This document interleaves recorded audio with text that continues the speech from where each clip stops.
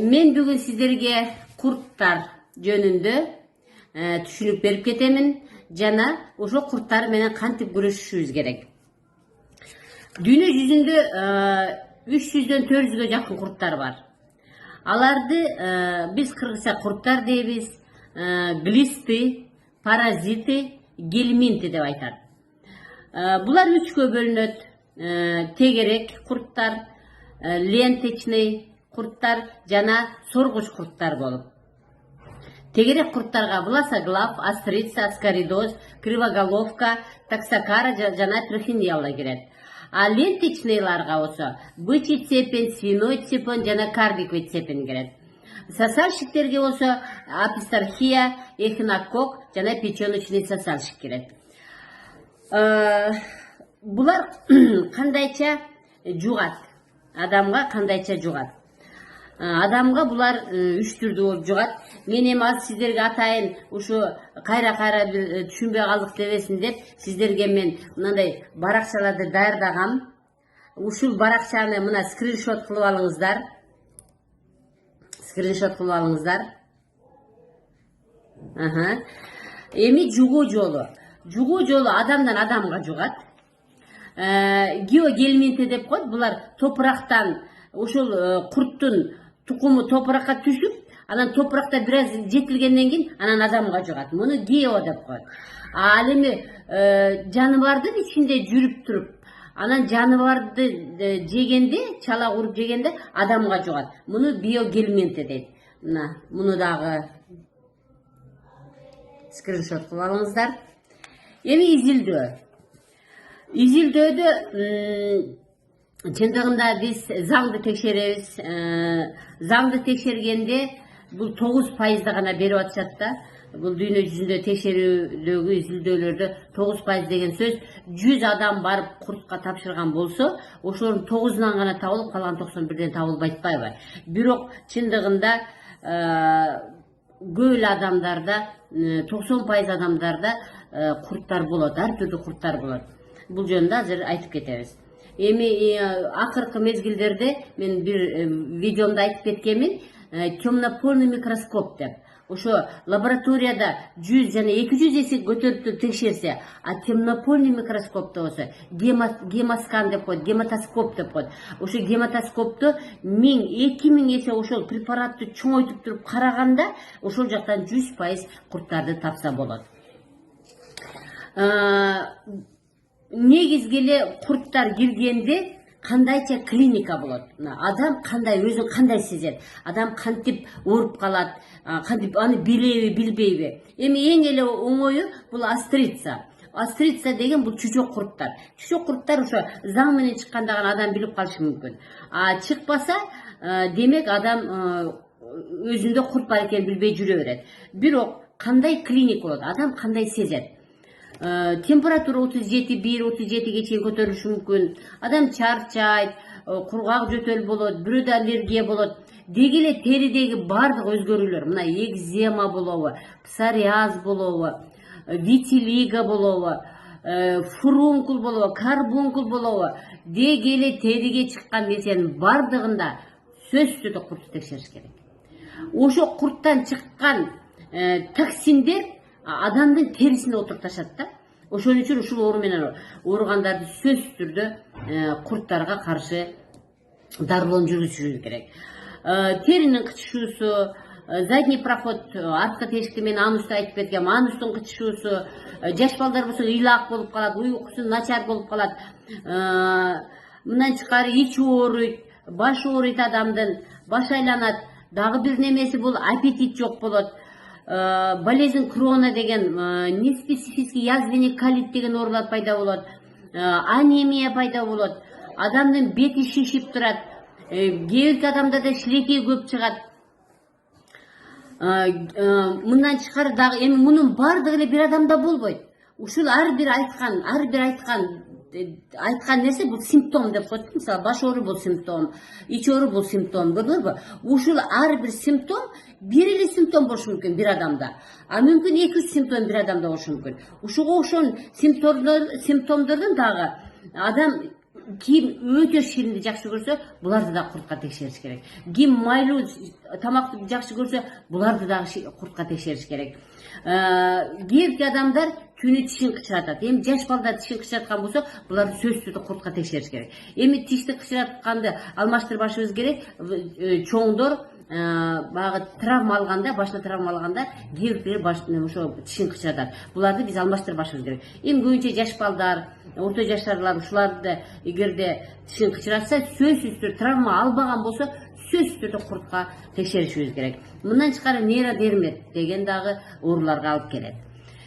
Эми ушул ооруларда мен бираз гана түшүнүк берип кетейин. Астрица или чучок курт.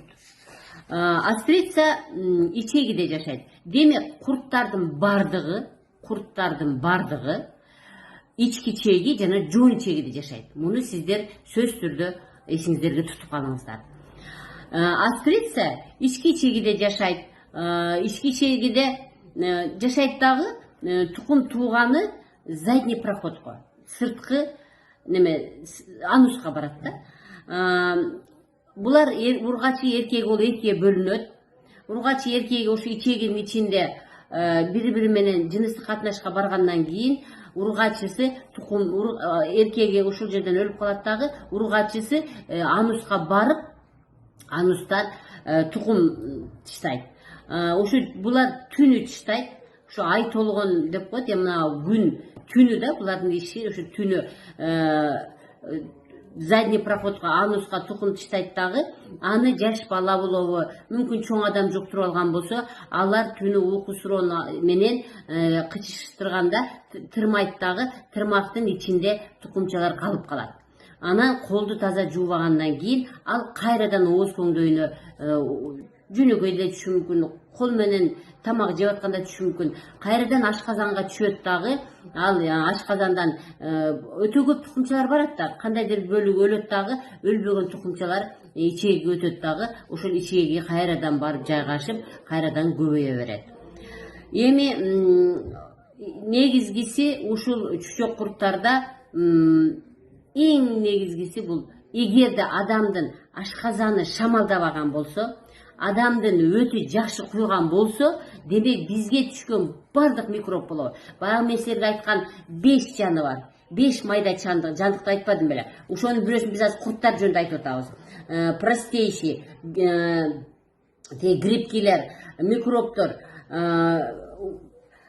ушул 5 жандык эгерде адамдын ашказаны ооруп атса, эгерде өт жакшы чыккан болсо, бардыгы булар ашказан менен 12 ичегиде өлүп, жок болуп, өлүгү гана ичеги өтөт да. Эгерде адамдын ашказаны ооруп аткан болсо, сок, соляный кислота жакшы чыкпаган болсо, өт жакшы куйбаган болсо, демек бизге кирген курттардын жарымы өлсө дагы, жарымы ичегиге өтүп кетет. Эми бул чучок куртту дарылоо өтө эле оңой. Буга деген сөз түрдө эми көбүнчө жаш балдар кездешет, бирок чоң адамдар дагы мага кайрылышкан. Эми мындай эмне кылыш керек? Сөзсүз түрдө ички кийимди таза жууп, сөз үтүктөш керек. Постельный бельону жууп туруп, сөз үтүктөш керек. Кийимдерди сөз үтүктөш керек. Колду дайыма такай кир сабын менен жууп туруш керек. Мындан тышкары дагы кандай дарылоо керек экенин, ушу азыр мен курттарды бирсе түшүндүргөндөн акырында кандай кылып биз булар менен күрөшө турганыбыз жөнүндө айтып кетемин. Демек, азыр астрицаны бүттүк. Эми аскарида деген дагы курт бар. Бул оору менен ооруп калса, аскаридоз деген оору келип чыгат. Бул дагы ургачысы жана эркеги болот. Ургачысы узунураак болот, 20-40 сантиметр, ал эми эркеги болсо 15-20 сантиметрге чейин болот. Булар адамга кирип алган болсо 10-24 ай жашайт. Эгерде буларды биз эч кандай эчкиде кылбасак, анда булар өздөрү өлөт дагы, анан ээрип заң менен чыгып кетет. Бул аскарида бир күндө 200 миңге жакын тукум тууйт. Булар да ички ичегиде жашайт. Мындан тышкары өпкөгө барып калат, бронхко барып калат, боорго барып калат, уйку безге чейин булар ушул жакка чейин жылып, ушул 15-20 сантиметр курттар жылып барып ушул органдарга барып ушул жактарда да жайгашып калат. Ичегинин катмарын тешип туруп ушул жерден кан агууга алып келиши мүмкүн булар. Ичегини абдан көп ушул жерде балалап кеткен болсо, значит, ушул ичегинин ичине булар топтолушуп калып туруп, ичегинин тосуп калат. Непроходимость деп коет. Ошо эчтеке заң өтпөй, непроходимость алып келет. Ичеги абдан жабышып болгон үчүн, эгер өтө көп жабышкан болсо, анда булар ошол ичегини жарып, перитонит деген ооруга алып келиши мүмкүн. Мындан тышкары өпкөгө жайгашып калса, бронхто жалптар болуп калат, жөтөлөт, какырат, пневмонияга алып келиши мүмкүн, кан кусууга алып келиши мүмкүн, боордун жабыркашына алып келет, уйку безинин жабыркашына алып келет. Демек булар ичегиден эркин жылып, өпкөгө барып, эркин жылып, кээде ушундай кездешет, көзгө чейин жылып барат буларчы. Көздөн да аскаридоз тапкан учурлар болгон. Кулакка чейин барат, сийдик бөлүп чыгаруу органдарга чейин барат, жыныс органдарына, аялдардын жыныс органдарына чейин барып жайгашып алышат. Бронхо жабышканда, пневмония жабышканда булар ошо бронхиалдык астма оорусуна да алып келиши мүмкүн. Эми булардын кандайча жугат? Чучок курттар, демек адам өзүнө өзү мынтип колу менен туура эмес жууп, жуубаган колдор аркылуу жуктурган болсо, аскаридоз бул жуулбаган мөмөлөр аркылуу.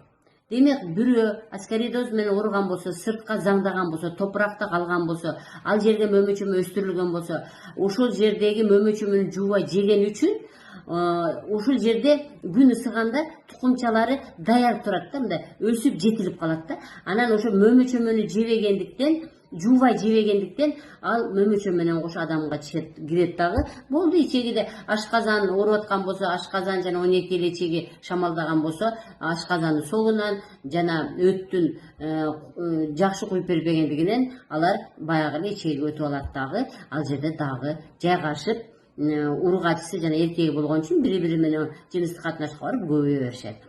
Муну менен көбүнчө айыл чарбасында иштегендер, канализация тазалагандар, багбандар көбүрөөк кездешет. Эми мөмө-чөмөдөн тышкары дагы, мисалы ошол топуракта тукумча калып калган болсо, итиңиз барбы, мышыгыңыз барбы, ошолор ошол топурактын жанынан басып кетип атып, тапаны менен жүнүнө жабышып калат личинкалары, тукумчалары. Ошо менен үйгө кирген болсо, үйдө калып, буюмдардын үстүнө келип калган болсо, демек ошол аркылуу дагы мышык күчүктөр дагы переносчик. Ошолор да бизге алып келип жуга тургандарга, жугузуучуларга кирет да.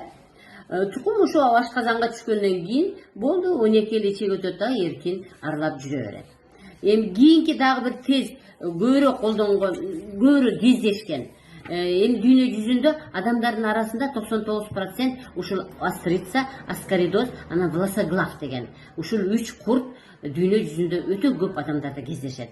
Астрица жана аскаридоз жөнүндө түшүнүк бердим. Эми власоглав. Власоглав бул дагы ичегиде жашайт.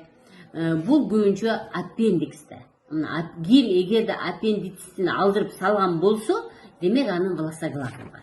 Мына уже темнопольный микроскоптон текшергенде сөзсүз түрдө власоглав чыгат. Булар дагы бир 10 миңге жакын тукумун тыштайт. Булар дагы ушу аскаридага окшоп топуракка түшкөн болсо, тукумчасы күн ысып, топуракта алар да жетилет дагы, баягы эле жуулбаган мөмө-чөмүчтөр аркылуу адамга жугат. Оозуна түшөт, анан ашказанга барат, анан ал жерден жарым өлгөн болсо, жарым өлбөй калат дагы, ичеги өтөт дагы, ошо менен ичегиде жашап калышат. Эми булардын эң бир жаман немеси, булар 3 жылга чейин жашайт адамда. Алдыңкы бөлүгү ичегинин катмарына кирип, ушу мына баш жагы ичегинин катмарына кирет дагы, кандан булар ичегиде тамак менен тамактанышпайт. Булар ушу ичегиге кирип, ичегидеги кандагы кан тамырдан тамак алып жешет. ошон үчүн эгер булар ашказ ичегиде көп жайгашкан болсо булар аз кандуулукка, вот кимде анемия бар болсо сөзсүз түрдө куртту текшериш керек. Булар ошо именно ичегинин катмарына жабышып туруп канды сора баштайт да, көрдүңөрбү? Ошон үчүн адамда кан азыруулукка алып келет. Эми мындан тышкары дагы бир эң көп кездешкен ушул 3 оору болот. Мындан тышкары дагы адамда мага бир жолу бирөө таксокара деген оору жөнүндө сураган, таксокариоз. Муну таксокара деген курттар чакырат. Ушу таксокара жөнүндө айтайын. Таксокаранын узундугу 15 сантиметр болот. Булар бир күндө 200 миңге жакын тукум тыштайт. Адамга тамак, суу аркылуу жыгат. Ит мышыктар тукум тыштайт. Демек, ит мышыктар топуракка өзүнүн тукумун тыштайт. Анан ошол тукумун жүнү аркылуу, баскан изи аркылуу алып келет дагы, үйгө кирет. Үйдөн мышыгыңызды сылайсызбы, мышыгыңызды кучактайсызбы, ошо терисинде жабышып турган личинкалар сиздин оозуңузга түшөт дагы. Анан бул кайра эле ичегиге барып жабышат. Эң жакшы көргөн органдары бул көз, өпкө, боор. Көрдүңүздөрбү? Ичегиден булар көзгө, боорго жана өпкөгө өтүп, ошол жакта жайгашып алат. Жана ошолордун оорусуна алып келет. Мындан кийинки дагы бир оору бул бычий цепень деп коет. Бычий цепень деген бар, свиной цепень деген бар, жана карликовый цепень деген бар. Эми муну кимде ким көргөн болсо өздөрү түшүнөт. Бул өтө узун. Мына буга чейинки курттар 10 сантиметр, астрица болсо 10 эле миллиметр, ал кичинекей эле болот, 1 сантиметрге да жетпейт ал. Аскаридаз болсо 20-40 сантиметр болду. Власоглав деле бир 10-15 сантиметр болду. Таксокара деле 15 сантиметр болду. Эми бычий цепень деген курт, бул мунун узундугу 20 метрден 30 метрге чейин болот. Бул бычий цепень эки хозяинде болот да. Биринчиси бул малдарда болот. Мал уйларда болот дагы. Ошол уйларды чала бышырып жегенден, ошонун этин чала куруп жегенден адамга өтөт дагы, анан адамдын ичегисине барып жайгашат. Мунун эң жаманы, булар башында 4 соргучу болот. 4 илмеги болот.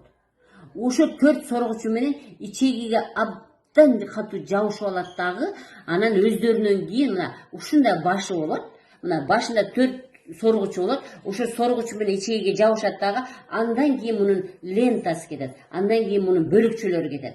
Ошо бөлүкчө болуп, ар бир бөлүкчө өзүнчө жашайт. Ар бир бөлүкчөдө булар гермафродит болот. Булардын ар бир бөлүкчөсү эгерде бөлүнүп чыкса, кайрадан көбөйүп кеткенге ыңгайлаштырылган да. Ушундай абдан жаман курттар болот.